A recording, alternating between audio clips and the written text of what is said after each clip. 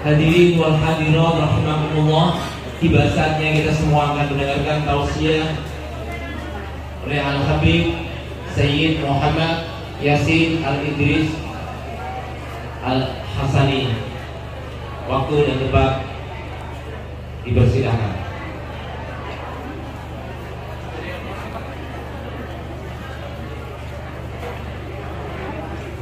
Jalurna Muhammad.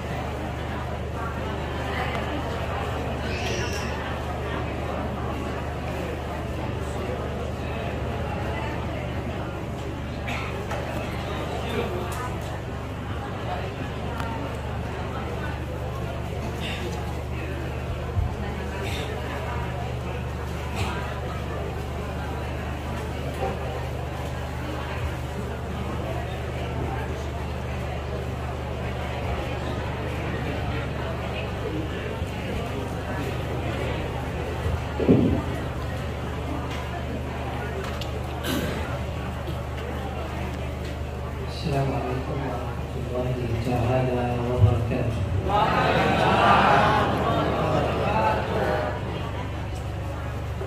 Bismillahirrahmanirrahim. Alhamdulillahi rabbil alamin. Wa sallallahu wa sallama wa baraka wa akrama wa an'ama ala sayyidina wa ala habibina wa qudwatina Muhammadin Tahiril Amin wa ala alihi tayyibin tahirin wa man walahum wa hada hadwahum wa ila yawmiddin. Subhanakallahumma la ilma lana illa ma 'allamtana innaka antal alimul hakim. Subhanakallahumma la fahma lana illa ma fahamtana innaka antal jawadul karim. Allahumma yassir lana umurana wa shrah lana sudurana wa hlul 'uqdatan min alsinatina yafqahu qawlana. Amma ba'd.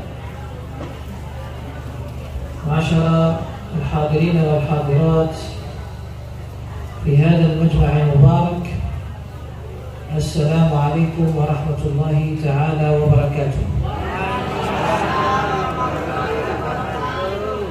Ahmaduhu subhanahu wa ta'ala wa nashkuruhu على أنه سبحانه وتعالى من علينا بالاجتماع في هذه الليلة المباركة على محبة الله سبحانه وتعالى والصلاة على رسول الله صلى الله عليه وآله وسلم. Assalamualaikum warahmatullahi wabarakatuh. Beliau Al-Habib Muhammad Yasin Al-Idrisi Al-Hasani dari Maroko. Pertama, mengucapkan segala puji bagi Allah Subhanahu wa taala.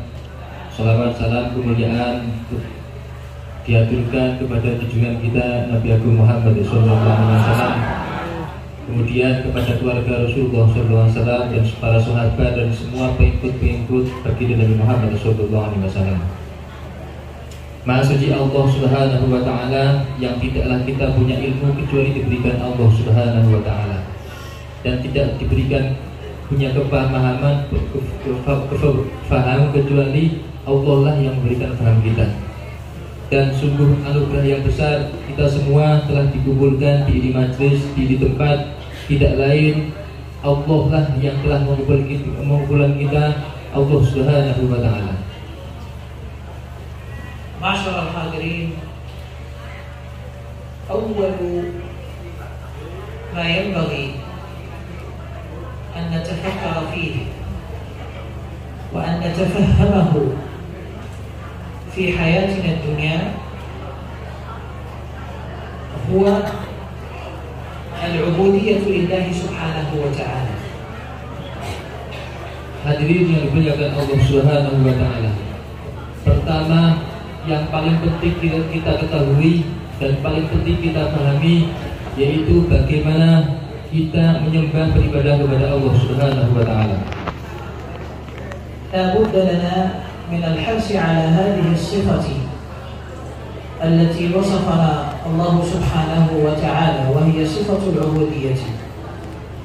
Maka wajib bagi kita untuk mencari bagaimana cara, bagaimana sifat ubudiyah, bagaimana cara kita menyembah Allah Subhanahu wa taala.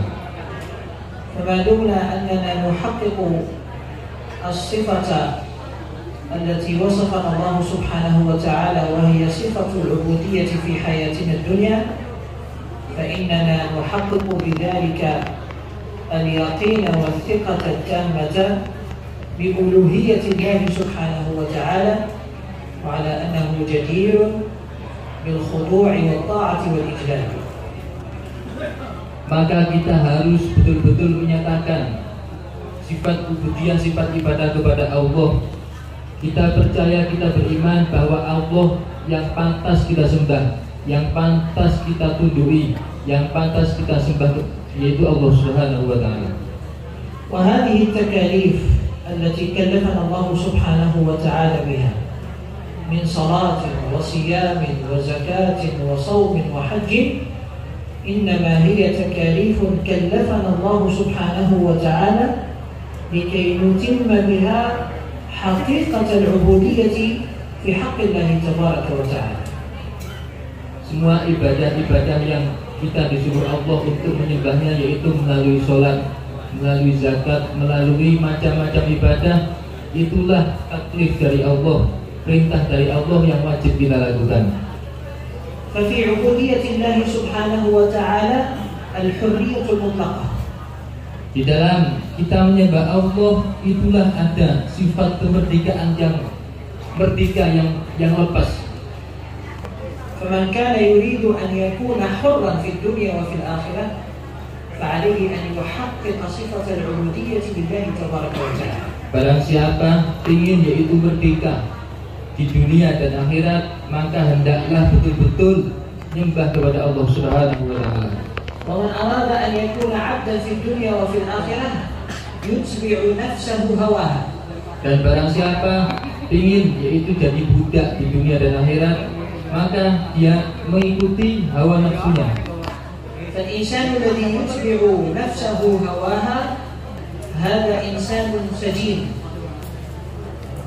Manusia yang memaksakan, yaitu memaksa supaya nafsunya tidak ikuti hawanya, itu manusia yang baik. فالدنيا هي سجن المؤمن وجنة الكافر.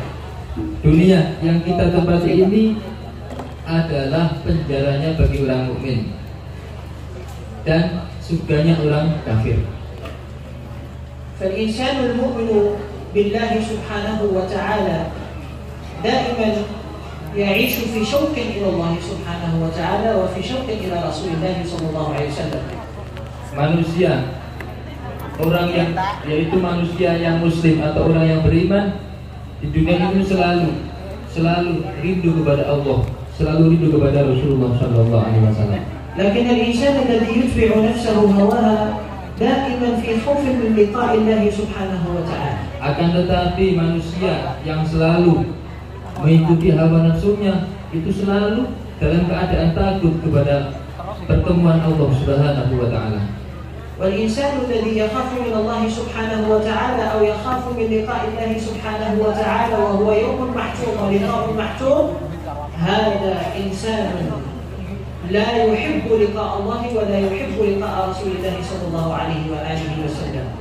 Manusia yang selalu takut akan bertemu Allah, selalu takut akan bertemu Allah Subhanahu wa taala di hari besok, itu termasuk manusia yang ijab memang takut kepada Allah Subhanahu wa taala. فمن لم يحب لقاء الله لم يحب الله لقاءه. Barang siapa yang tidak senang bertemu Allah, maka Allah juga tidak senang bertemu dengannya. ومن أحب لقاء الله أحب الله لقاءه. Dan barang siapa yang senang ingin bertemu Allah, maka Allah lah juga kepingin bertemu dengannya. فإذا أراد الإنسان أن يلتقي بالله سبحانه وتعالى فعليه بمحافظة الصلاة.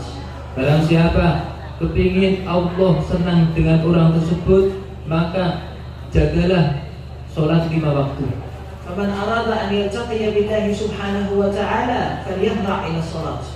Barang siapa betul-betul takwa kepada Allah Subhanahu wa taala, maka cepat-cepat dalam melaksanakan sholat 5 waktu. فمن أصابه حزن أو أصابته مصيبة أو أصابته مشكلة وأراد أن يخفف على نفسه فليتقي الله سبحانه وتعالى. Barang siapa tertimpa suatu musibah, tertimpa banyak kesedihan, maka takwa kepada Allah Subhanahu wa taala jalan keluarnya. ولذلك كان رسول الله صلى الله عليه وآله وسلم دائما إذا ما أصابته مصيبة أو وقع في مشكلة أو وقع في شدة كان يتوضأ رسول الله صلى الله عليه وآله وسلم ويصلي لله ركعتين. Oleh sebab itu Rasulullah SAW jika tertimpa suatu musibah, suatu kesedihan, suatu kemaslahatan, kemuskilan, beliau terus berwudu, terus sholat 2 rakaat, hilang semua kemuskilannya. ولذلك يا معشر الحاضرين والحاضرات في هذا المجلس المبارك فمن كان في ضيق أو كان في شدة أو كان في صعوبة وشعر بالثقل في نفسه فليتوضأ ويصلي ركعتين لله تبارك وتعالى. Oleh sebab itu hadirin hadirat, barang siapa dari kita yang banyak kemuskilan, banyak kesalahan, banyak yang mumet-mumet gitu, segera wudu terus sholat 2 rakaat. حتى قال رسول الله صلى الله عليه وآله وسلم جعلت الصلاة قرة عيني. Sampai Rasulullah SAW bersabda, beliau mengatakan, dijadikanlah penganteng-anteng hidupku di dalam sholat. ما معنى قرة عين؟ Apa arti qurratu ayun? محل الطمأنينة ومحل الراحة ومحل السكينة. Yaitu tempat yang nyaman, tempat enaknya hati, tempat nyamannya hati, sholat.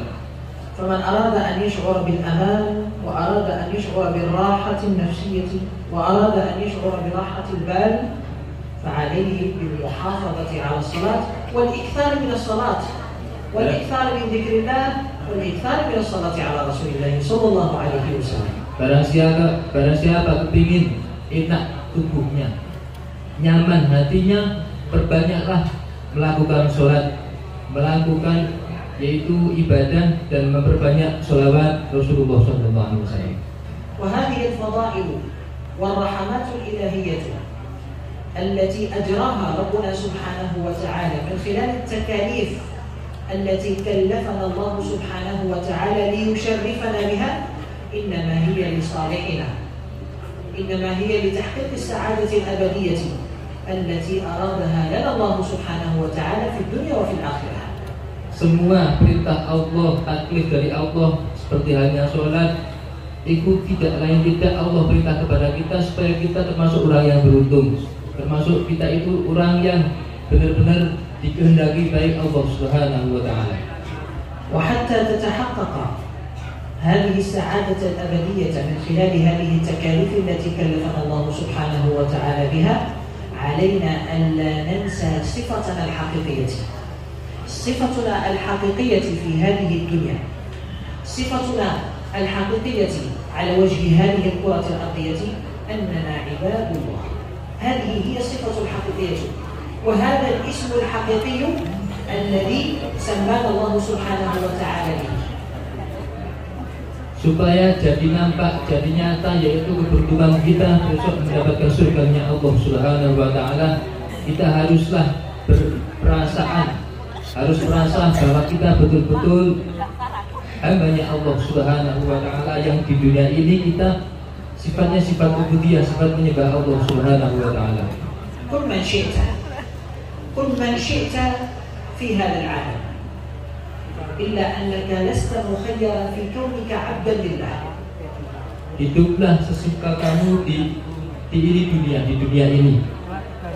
Akan tetapi Kamu tidak bisa memilih, kita itu nggak bisa memilih, tetap menjadi hambanya Allah Subhanahu wa Ta'ala. لأن الله سبحانه وتعالى هو الذي خلقك. Dikarenakan Allah lah yang menciptakan kita. لأن الله سبحانه وتعالى هو الذي رزقك. Dan Allah lah yang memberi rezeki kita semua. لأن الله سبحانه وتعالى هو الذي يقضي جميع حوائجك في الدنيا وفي الآخرة. Dan Allah lah yang memberikan semua kebutuhan-kebutuhan kita, semua hajat-hajat kita di dunia dan di akhirat kelak. ولذلك نحن لسنا مخيرين في وصفنا عباد الله سبحانه وتعالى، وإنما نحن عباد الله سبحانه وتعالى شئنا أم أبينا، عرفنا ذلك أم لم نعرف ذلك.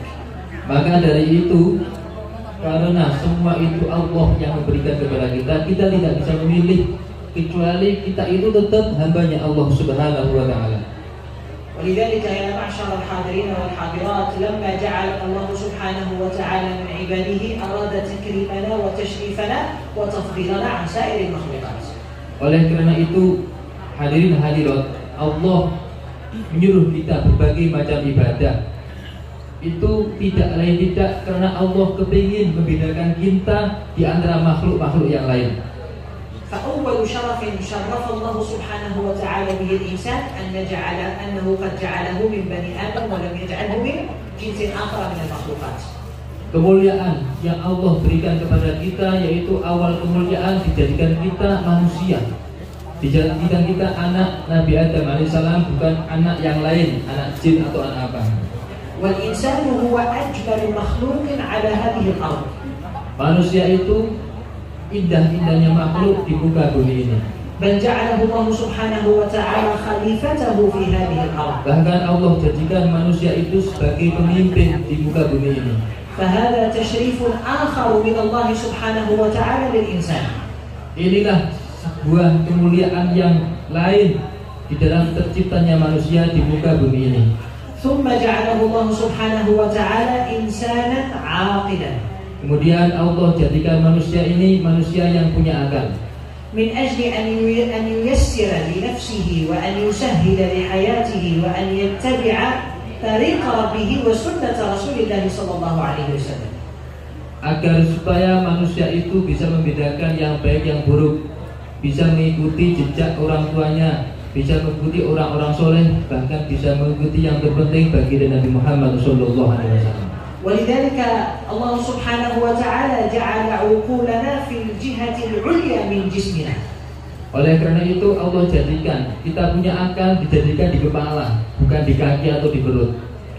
لماذا جعل الله سبحانه وتعالى عقولنا في الجهة العليا من جسمنا؟ Kenapa Allah jadikan akal kok di bagian yang atas, di bagian tubuh yaitu di kepala, tidak di yang tempat yang lain?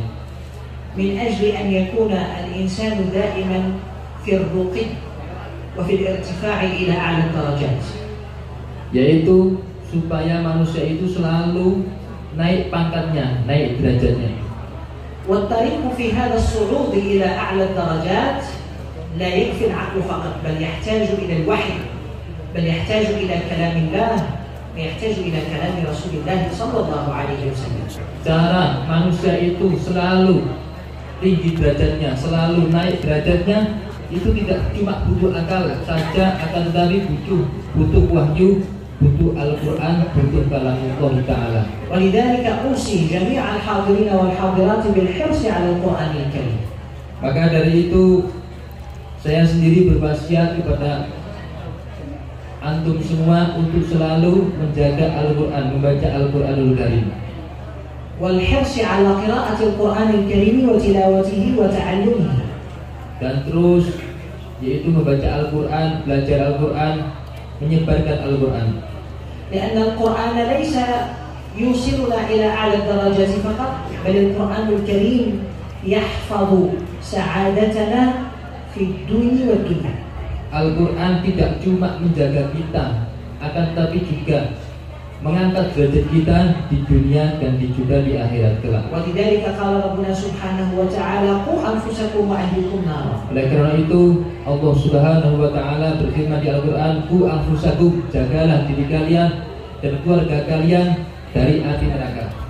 كيف يمكن أن نحفظ أنفسنا وأن نحفظ أهلنا من النار؟ Bagaimana mungkin kita bisa menjaga kita sendiri, keluarga kita sendiri dari api neraka? بالقرآن الكريم وبسنة رسول الله صلى الله عليه وسلم. Yaitu tidak lain, tidak kecuali kita mengikuti sunnah Rasulullah Sallallahu Alaihi Wasallam.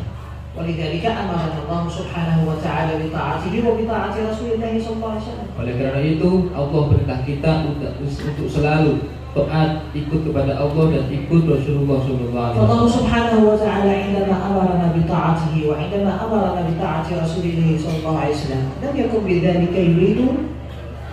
بذلك يريد إتعابنا أو إشقاءنا. Allah Subhanahu wa taala ketika menyuruh kita untuk ibadah kepada Allah, ketika menyuruh kita untuk taat kepada Rasulullah, itu Allah tidak bertujuan untuk kita itu kangelan boten. Tidak tujuan untuk kita itu capek kita, akan tetapi tujuan untuk mengangkat derajat kita.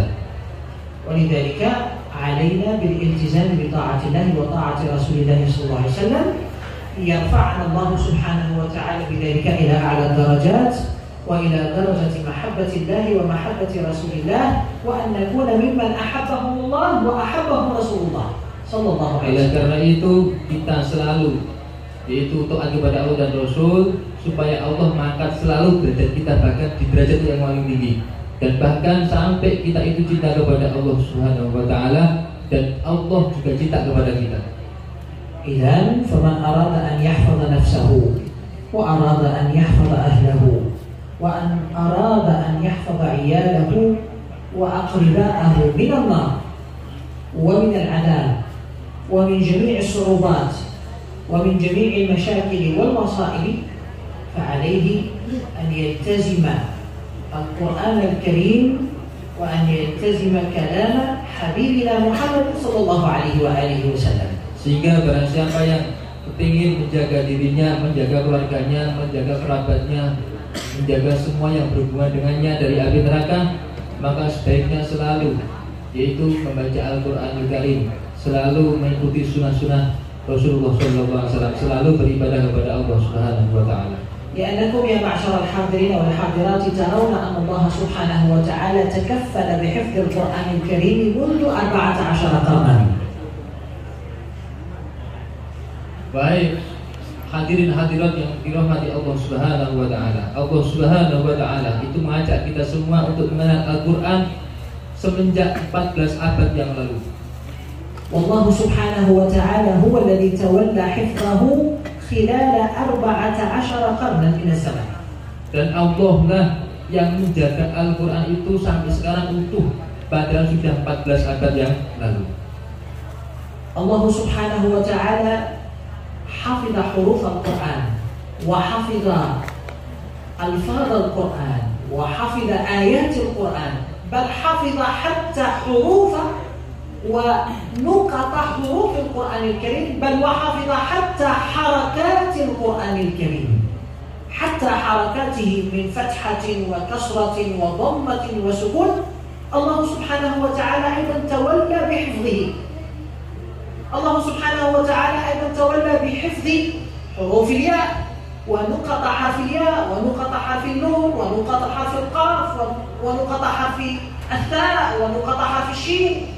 الله سبحانه وتعالى هو الذي حفظ كل شيء في القرآن الكريم من حروف وكلمات وألفاظ وآيات وردود، سواء من مد متصل أو مد منفصل أو مد منقطع أو مد ل4 حركات أو مد ل6 حركات. الله سبحانه وتعالى هو الذي حفظ ذلك كله منذ 14 قرنا، ولم يستطع أحد أن يحرف ولو حركة واحدة من القرآن الكريم. Termasuk mukjizat Al-Qur'an, Allah Subhanahu wa taala, beliaulah, Allah lah yang menjaga dari satu huruf pun dari ayat-ayat Al-Qur'an, dari kalimah-kalimah Al-Qur'an, bahkan dari titiknya itu Allah jaga. Jangan sampai keliru bab dan ya, jangan sampai hilang nun dan bukan nun. Semua dijaga Allah sedetail mungkin. Tidak ada satu pun orang di dunia ini yang bisa mengganti Al-Qur'an, bahkan nun titiknya nggak bisa diganti. Itulah Allah Subhanahu wa taala. فمن أراد أن يحفظه الله سبحانه وتعالى كما حفظ الله سبحانه وتعالى القرآن الكريم منذ 14 قرنا فعليه بحفظ القرآن الكريم. Insyaallah, barang siapa yang ingin dijaga Allah seperti halnya Allah menjaga Quran, maka hafalkan Al-Quran tersebut atau jagalah Al-Quran. من الذي لا يحتاج إلى حفظ الله سبحانه وتعالى؟ نحن في كل وقت وحين، في كل دقيقة، في كل ثانية، في كل ساعة، في كل يوم، في كل شهر، في كل سنة من حياتنا نحن نحتاج إلى حفظ الله سبحانه وتعالى في أنفسنا وفي ظواهرنا وفي بواطننا، بل وحتى أهلنا، بل وحتى الناس أجمعين. Siapa yang nggak butuh Allah? Semua kita butuh. Di setiap saat, di setiap waktu kita semua butuh Allah Subhanahu wa Ta'ala. Bahkan zahir kita butuh kepada Allah, nafas kita butuh kepada Allah, batin kita butuh kepada Allah Subhanahu wa Ta'ala. Semua butuh kepada Allah Subhanahu wa Ta'ala. فإذا تيقنا وتأكدنا بأننا نحتاج إلى الله في كل وقت وحين. Kalau memang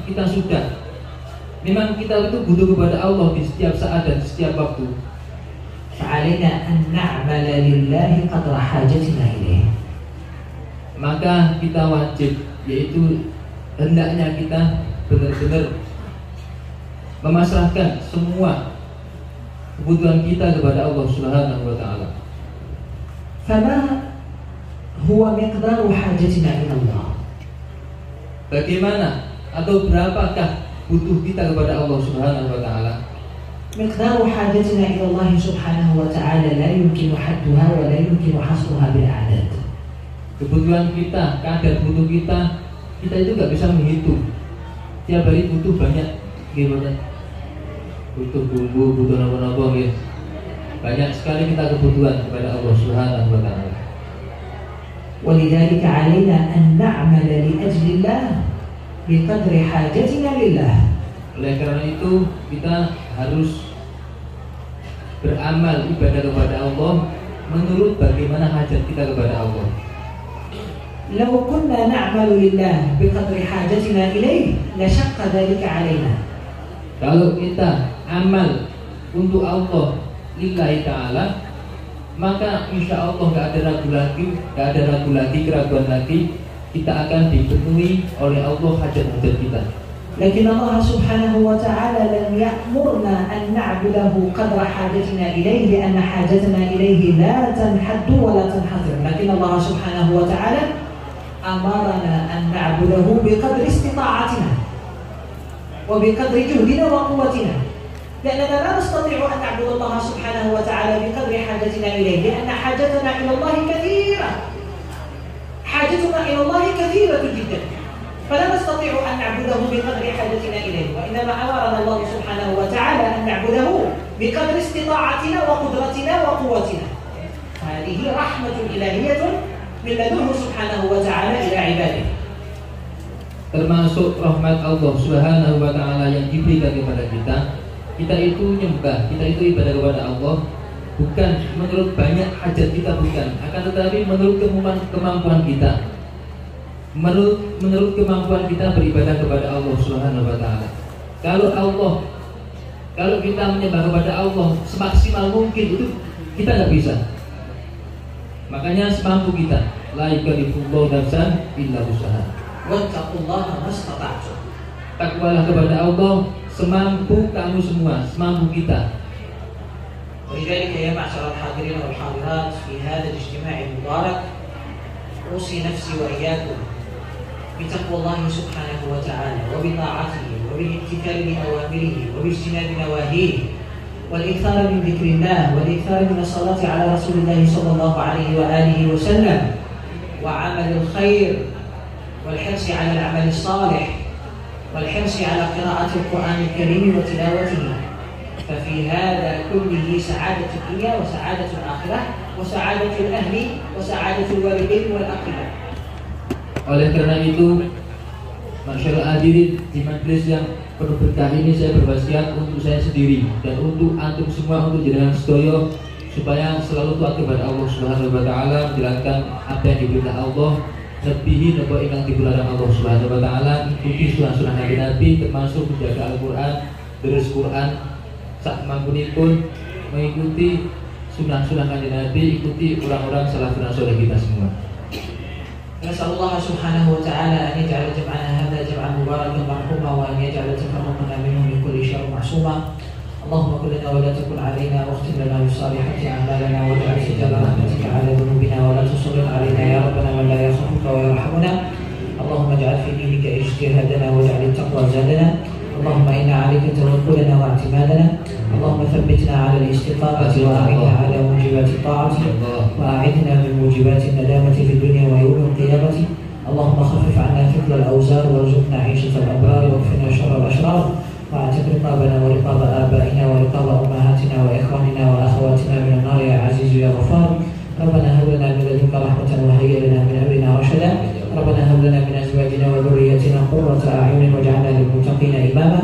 ربنا لا تزغ قلوبنا بعد إذ هديتنا وهب لنا من لدنك رحمة إنك أنت الوهاب. وصلى الله وسلم وبارك على سيدنا ونبينا محمد وعلى آله وصحبه وسلم تسليما والحمد لله رب العالمين بسر أسرار الفاتحة. أعوذ بالله من الشيطان الرجيم. بسم الله الرحمن الرحيم. الحمد لله رب العالمين الرحمن الرحيم مالك يوم الدين إياك نعبد وإياك نستعين اهدنا الصراط المستقيم صراط الذين أنعمت عليهم غير المغضوب عليهم ولا الضالين آمين. والعفو منكم والسلام عليكم ورحمة الله وبركاته. السلام عليكم. Sebelum jamaah dan rapat, kita juga mau berkenan dengan sampul di Kudus Sejago dan Kod Al-Habib Sayyid Muhammad Syakir Maroto. Kita berlangsung di perangkat Agung Tersebut. Kalau dapat